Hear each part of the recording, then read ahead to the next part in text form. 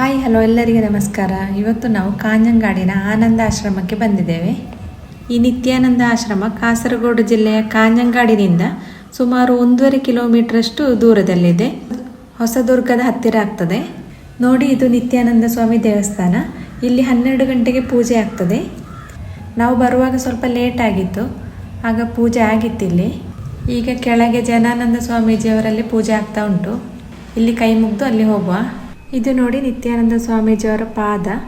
ನಿತ್ಯಾನಂದ ಸ್ವಾಮೀಜಿಯವರ ಈ ವಿಗ್ರಹ ಪಂಚಲೋಹದಿಂದ ನಿರ್ಮಿಸಿರುವಂಥದ್ದು. ನೋಡಿ, ಈ ದೇವಸ್ಥಾನ ಗುಹೆಯ ಮೇಲ್ಭಾಗದಲ್ಲಿದೆ. ಇದರ ಕೆಳಗೆ ನಿತ್ಯಾನಂದ ಸ್ವಾಮೀಜಿಯವರ ಶಿಷ್ಯರಾದ ಜನಾನಂದ ಸ್ವಾಮೀಜಿಯವರ ಪ್ರತಿಷ್ಠೆ ಇದೆ.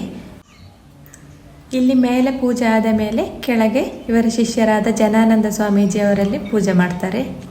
ಇಲ್ಲಿ ಕೂಡ ಪೂಜೆ ಎಲ್ಲ ಆಗಿತ್ತು. ಇಲ್ಲಿಂದ ನಾವು ಪ್ರಸಾದ ಎಲ್ಲ ತೆಗೆದು ನಿತ್ಯಾನಂದ ಸ್ವಾಮೀಜಿಯವರು ಮೊದಲಿದ್ದಂತಹ ಒಂದು ಕೋಣೆ ಇದೆ ಇಲ್ಲಿ, ಅಲ್ಲಿಗೆ ಬಂದೆವು ನಾವು.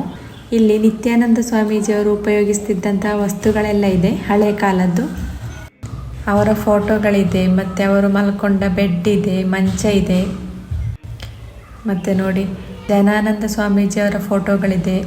ಮತ್ತು ಅವರು ಉಪಯೋಗಿಸ್ತಿದ್ದ ಬಟ್ಟೆಗಳು, ಪಾತ್ರೆಗಳು ಎಲ್ಲ ಈ ರೂಮಿನಲ್ಲಿದೆ. ಅವರು ಏನೆಲ್ಲ ಉಪಯೋಗಿಸ್ತಾ ಇದ್ರು ಅದೆಲ್ಲ ಈ ರೂಮಲ್ಲಿದೆ. ಇದೆಲ್ಲ ನೋಡಿ ಆದ ಮೇಲೆ ಮತ್ತೆ ನಾವು ಅನ್ನ ಪ್ರಸಾದ ಸ್ವೀಕರಿಸಿದೆವು. ಇಲ್ಲಿ ಎಲ್ಲ ದಿವಸವೂ ಅನ್ನದಾನ ಇದೆ ಬರುವ ಎಲ್ಲ ಭಕ್ತರಿಗೂ. ಇದು ತುಂಬ ಪ್ರಶಾಂತವಾದ ಸುಂದರವಾದ ಸ್ಥಳ. ತುಂಬ ದೂರದಿಂದೆಲ್ಲ ಜನ ಬರ್ತಾರೆ ಇಲ್ಲಿಗೆ. ಹಾಗೆ ತುಂಬ ದೂರದಿಂದೆಲ್ಲ ಬರುವವರಿಗೆ ವಸತಿ ಸೌಕರ್ಯ ಕೂಡ ಇದೆ ಇಲ್ಲಿ. ಮತ್ತು ಇಲ್ಲೊಂದು ಗುಹೆ ಇದೆ. ಆ ಗುಹೆಗೆ ಇವತ್ತು ಹೋಗಲಿಕ್ಕೆ ಆಗಲಿಲ್ಲ, ಕ್ಲೋಸ್ ಆಗಿತ್ತು. ಈ ಕೆಂಪು ಬಣ್ಣದ ಕಲ್ಲೆಲ್ಲ ಕಾಣ್ತಾ ಇದೆ ಅಲ್ಲ, ಇದರ ಒಳಗೆ ಗುಹೆ ಇರುವುದು.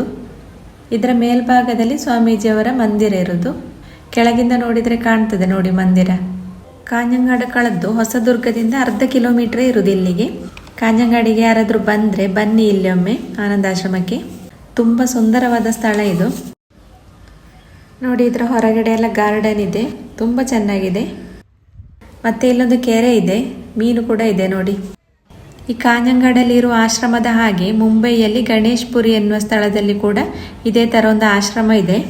ಇಲ್ಲಿಂದ ಸ್ವಾಮೀಜಿಯವರು ಹೋಗಿ ಅಲ್ಲಿ ತುಂಬ ಕಾಲ ಇದ್ರಂತೆ, ನಿತ್ಯಾನಂದ ಸ್ವಾಮೀಜಿಯವರು. ನಾವು ಪ್ರಸಾದ ಎಲ್ಲ ತೆಗೆದು ಅಲ್ಲಿಂದ ಹೊರಟೆವು. ಗುಹೆಗೆ ನಮಗೆ ಹೋಗ್ಲಿಕ್ಕೆ ಆಗಲಿಲ್ಲ, ಕ್ಲೋಸ್ ಆಗಿತ್ತು. ಇನ್ನೊಮ್ಮೆ ಹೋಗುವಂತ ಬಂದೆವು. ಈ ವಿಡಿಯೋ ಇಷ್ಟ ಆದರೆ ಲೈಕ್ ಮಾಡಿ, ಶೇರ್ ಮಾಡಿ, ಸಬ್ಸ್ಕ್ರೈಬ್ ಮಾಡಿ. ಬಾಯ್.